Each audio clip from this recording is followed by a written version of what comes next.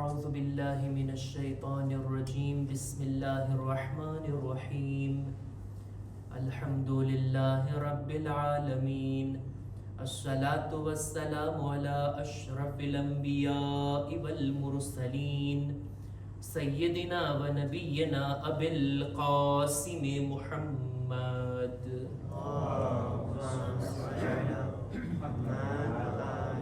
وعلى أهل بيته الطيبين الطاهرين المعصومين المظلومين ولعنة الله على أعدائهم أجمعين أما بعد فقد قال رسول الله صلى الله عليه وآله وسلم أنا مدينة العلم وعلي بابها सलवात पर मोहम्मद व आले मोहम्मद।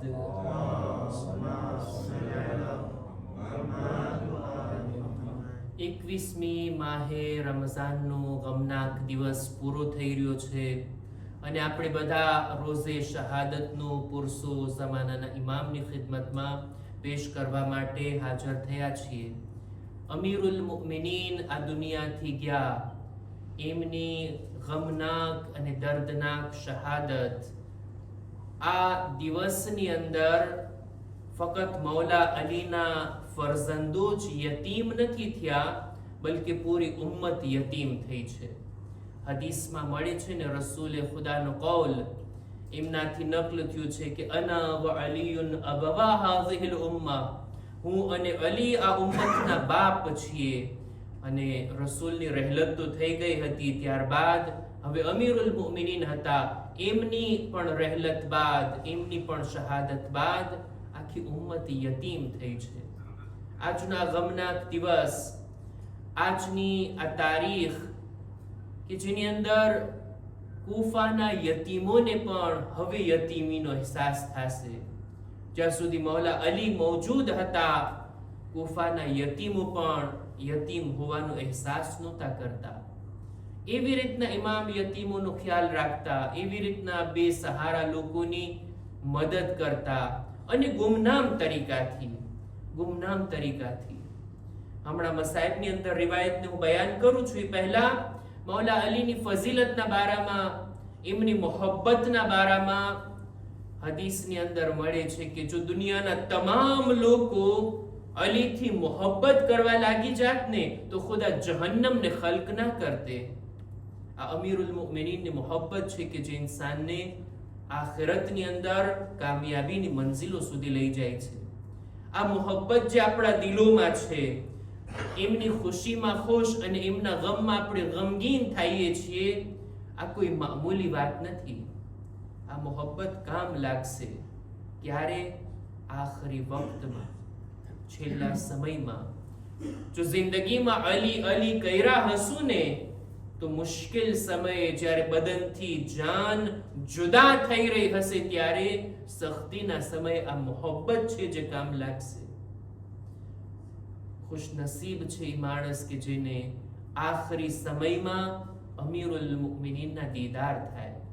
અને બધા લોકો જોશે, મુમિન પણ જોશે અને મુનાફિક પણ જોશે અમીરુલ મુમિનીનની નૂરાની सूरतने। मौला खुद पोते के छे ने हारिस हमदान ने, या हारो हमदान मैं यमुत यरनी, जे कोई मरे छे ने मने जुए छे। मुमिन જ્યારે જુએ છે ત્યારે એમની ઝિયારતમાં, મૌલાના ચહેરાના દીદારમાં એટલો મશગુલ થઈ જાય કે મલકુલ મૌત એનું કામ કરી લે, મુમિનને અહેસાસ પણ નથી થતો। અને મુનાફિક અને કાફિર પણ જોશે કે આખી જિંદગી જેની દુશ્મનીમાં જિંદગી વિતાવી છે ને, એ અલી હક પર હતા।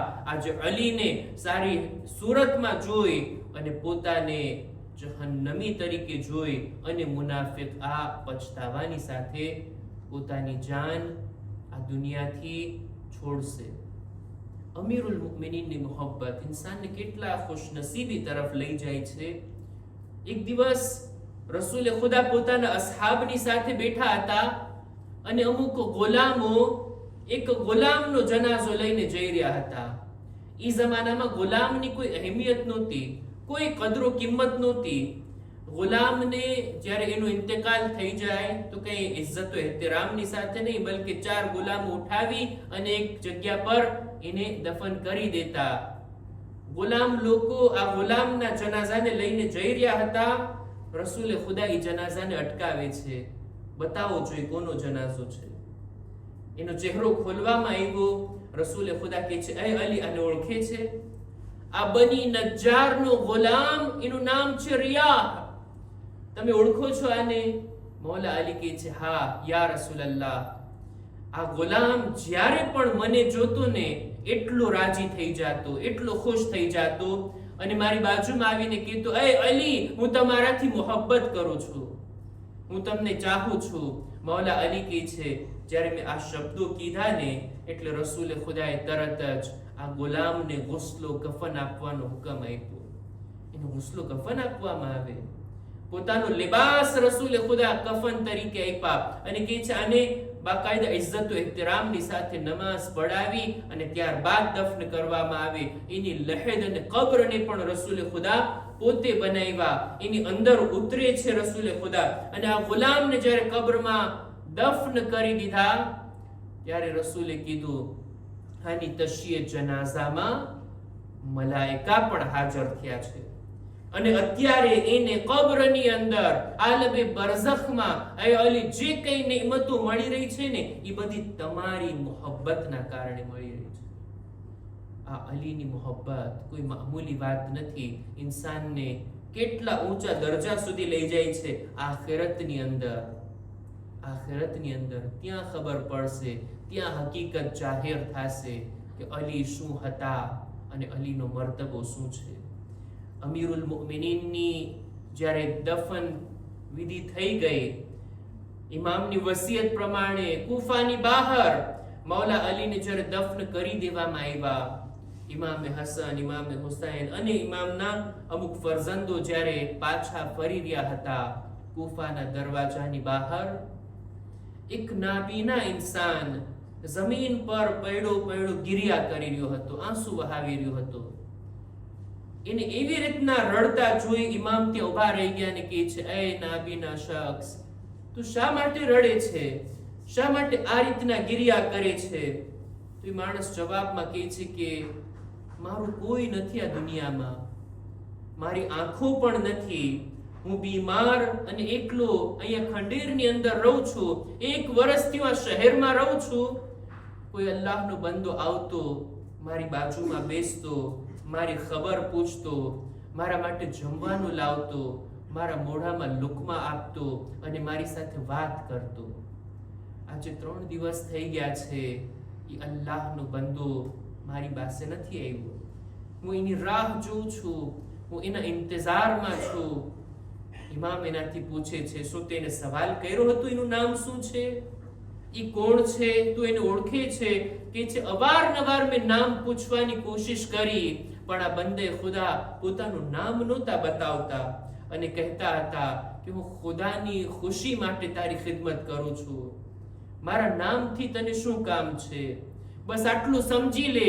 મિસ્કીનુન જાલસા મિસ્કીના, ફકીરુન જાલસા ફકીરા.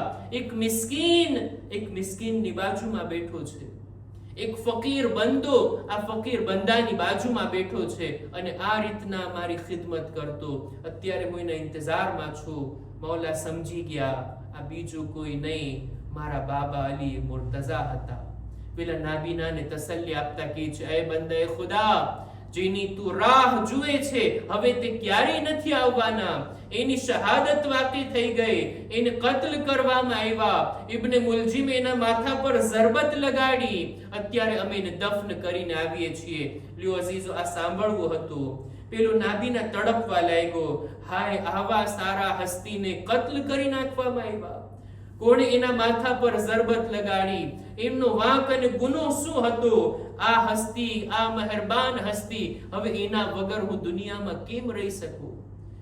ઇમામે હસન અને ઇમામે હુસૈનના દામનને પકડીને કહે છે, તમને તમારા જદનો વાસ્તો મને એમને કબ્ર સુધી લઈ જાઓ, મને એમને કબ્ર પાસે પહોંચાડી દો. આ લોકો એમને મૌલા અલીની કબ્ર પાસે લાવ્યા. ત્યાં આવીને આ માણસ એટલું ગેરિયા કરે છે, એટલું રડે છે કે છે ખુદાયા, અલી વગર હવે મને આ દુનિયામાં રહેવું મુશ્કેલ છે. હું એટલો કમજોર, હું એટલો બીમાર, આટલો હકીર એક ફકીર બંદાની અમીરુલ મોમિનીન સેવા અને ચાકરી કરતા અને પોતાનું નામ પણ નથી બતાવ્યા, એમના વગર હવે હું દુનિયામાં નહીં રહી શકું. એ ખુદાયા, તું મને અહીંયા જ આ દુનિયાથી ઉઠાવી લે અને મૌલા સુધી પહોંચાડી દે. એ માણસની દુઆ કબૂલ થઈ. મૌલા અલીની કબ્ર પર જ એ માણસ દમ તોડી દે છે. ઇમામે હસન અને ઇમામે હુસૈન એને પણ ગુસ્લો કફન આપી અને ત્યાં મૌલા અલીની કબ્રની આજુબાજુમાં જ દફન કરે છે. હું અર્ઝ કરીશ, મૌલા, છુપી રીતના તમે આવીને કોઈ નાબીનાની ભૂખને મિટાવી જતા, એનો સાથ આપતા, એની બાજુમાં બેસતા, એની સાથે હમદર્દી કરતા. એ મૌલા, તમારાથી લોકોની ભૂખ અને પ્યાસ ન જોવાતી, તમારાથી યતીમ બાળકોની ભૂખ અને પ્યાસ અને તકલીફો સહન ના થતી. એ અલી, ફરિયાદ છે, આવો કરબલાના મેદાનમાં. તમારા જ ખાનદાનના બાળકો ભૂખ્યા પણ છે, પ્યાસા પણ છે, ઈ પણ યતીમ થયા છે, કોઈ પુરસાને હાલ નથી. જ્યારે બાળકો પોતાના બાપને યાદ કરીને રડતા, એમને તમાચાઓ લગાડવામાં આવતા. એ અલી, આવો, તમારા બાળકોને જુઓ. તમારા ઘરની એક યતીમા છે જેને તમાચા લગાડવામાં આવ્યા, જેના માથાથી ચાદર છીનવી લેવામાં આવી, જેના દામનમાં આગ લાગી છે, ફરિયાદ કરી રહી છે, એ ચચા અબુલ ફઝલ અબ્બાસ, સકીનાની મદદ માટે. અલા લઅનતુલ્લાહ અલલ કૌમિ ઝાલિમીન وسيعلم الذين ظلموا أي منقلب ينقلبون. إنا لله وإنا إليه راجعون. ماتم حسين يا حسين.